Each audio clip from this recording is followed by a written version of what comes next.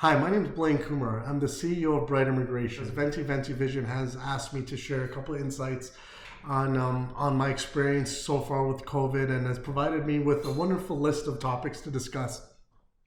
I'm not sure exactly where this fits in, but it's something that really comes to mind and I'm frequently reminded of, and it's a practice that I'm really trying to further establish. So I'd love to share a little bit more about this with you. And essentially what it is, it's the word appreciation or gratitude. I know it's frequently thrown out there and it's a very common term and we see it all the time. Be grateful, be gratitude. But I'm trying to take it a step further in terms of a practice. I developed a few years ago a mantra that goes like this. The key to happiness is the mastery of the skill of appreciation. And what I mean by that is the better we are at understanding and finding ways to be appreciative and saying, you know what, at least I have this, or, thank God that we have this position, or hey, it could be worse. That is a baseline foundation of an overall scope of things called thinking positive. Appreciation, it's the net that helps when you fall. It's that catching net. And I think many of us, especially during these times, entrepreneurs, people who are working or spend their life in a career, it's extremely difficult times for some people more than others. And we're being put to a test. That's absolutely for sure.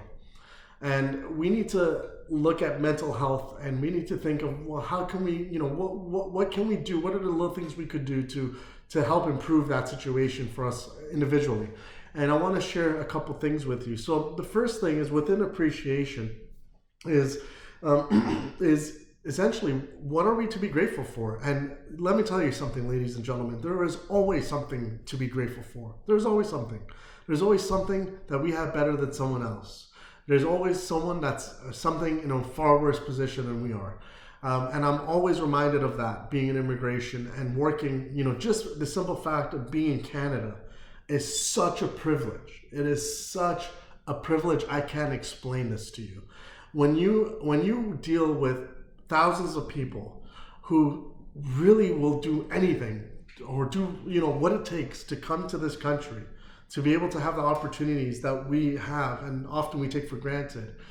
When you constantly deal with those individuals, you're always reminded how grateful, how lucky are we to be in Canada. So at the very least, to all my Canadians that I'm speaking to, and for those who are on their path to become Canadian, well, maybe we could help you with that. But besides that, for those who are looking to become Canadian, or for those who are Canadian, be grateful for that at the very least. So there's something to be grateful for. That right off the bat, we have that. Now, one thing is the mind it's everything. And we're starting to see this in society, in Western society, whereas the Eastern cultures have known this for thousands of years.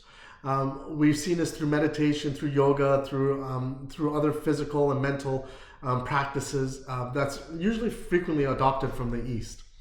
Let me explain a few things that I'm sure you've been hearing and a couple of the tidbits I've taken away. Meditation. I frequent an ashram every now and then. It's a place to surround myself, an environment to surround myself to, which practices positive, good eating, meditation, just the overall different well-being. Ashram in Hindi means village. So it's a bit of a spiritual retreat, but long story short, it was there that I learned meditation, but not how to do meditation. What was meditation? And, the leader, which is what they call Swami in that specific ashram, said that the meditation isn't the practice of focusing and clearing your mind on the focus. It is the practice of your mind wandering and bringing it back to the focus. Now, that was a ground-shaking statement for me. And the reason why it's that, don't beat yourself up, okay? Don't beat yourself up. Do the small things. Do little things that you can, and you're not always going to stick to it. You're not always going to have great days. You're not always going to be able to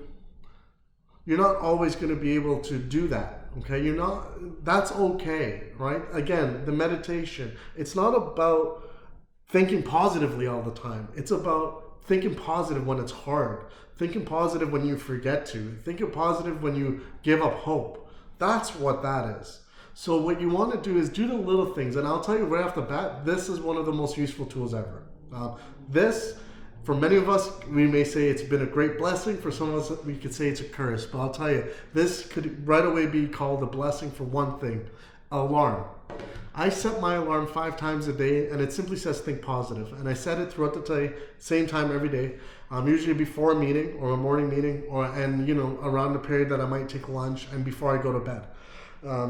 Usually it's set at that time. Now, I'm going to have times where I'm annoyed, frustrated, and make sure that the tune or the melody or whatever that you pick is not, it's pleasant. It's it's pleasant, because it's going to go off sometimes. It might annoy you, but it's okay. It's doing something overall good for you, and it's reminding you to think positively or to practice appreciation. It's reminding you to do those things. So that is a very, very easy thing that you could do today, right now, while you're watching this video, to change your life. And if you think positively even once or twice more a day, that's 200% better than you did the day before. And all of a sudden you start getting into a routine. And sometimes you have bad days and you just don't want any of it. That's okay, but at least it's there and it's going to help you.